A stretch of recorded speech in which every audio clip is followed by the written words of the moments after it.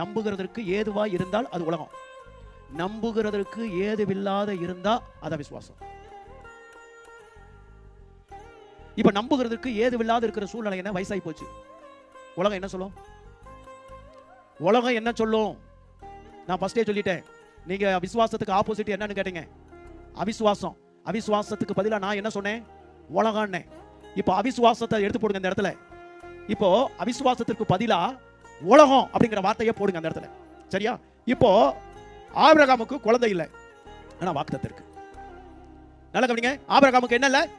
பிள்ளை இல்ல, ஆனா என்ன இருக்கு? வாக்குத்தத்தம் இருக்கு. உலக பார்வையில பார்த்தா ஆபிரகாமுக்கு வயசாகி போச்சு. சாராளுக்கு என்ன ஆயிடுச்சு? வயசாகி போயிடுச்சு. வயசாகி போனது மட்டும் இல்ல, அந்த அம்மாவுக்கு குழந்தை பெற வேண்டிய அந்த பேரெல்லாம் நின்று போய் அவ்வளவுதான். 90 வயசு எல்லாம் முடிஞ்சிச்சு. இப்ப உலகத்துல போய் சொன்னோம்னா, ஏய் நம்புறது மாதிரி பேசுங்கன்னு வாங்க. உலகம்னாலே நம்புறது மாதிரி பேசினா தான் உலகம். விசுவாசம்ங்கிறது உலகத்தின் பார்வையின் படி இருக்கவே இருக்காது. அவைகளுக்கெல்லாம் மேற்பட்டதுதான் விசுவாசம்.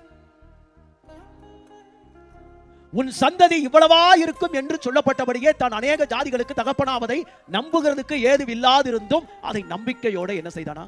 இந்த விசுவாசம்னா என்ன அர்த்தம் பாருங்களேன். ஆபிரகாம் கிட்ட என்னங்க, சூழ்நிலை இல்லை, வயசு ஆயிடுச்சு, உலகமெல்லாம் இனி ஏத்துக்கிற முடியாது, இதை அக்செப்ட் பண்ண முடியாது, உலகத்துல இது சாத்தியமே இல்லை. அதுதான் உலகம். அது அவிசுவாசம்ங்கிற வார்த்தைக்கு பதிலாக சொல்றேன். அதுக்கு பேர் தான் உலகம். அதுதான் உலகம். அதுதான் உலகம். இது விசுவாசம். இதுக்கு பேர் என்னதுங்க? விசுவாசம். இந்த விசுவாசம் எப்படி இருந்ததா? சாத்தியமே இல்லாததை நம்புகிறதுக்கு பேர் தான் விசுவாசம்.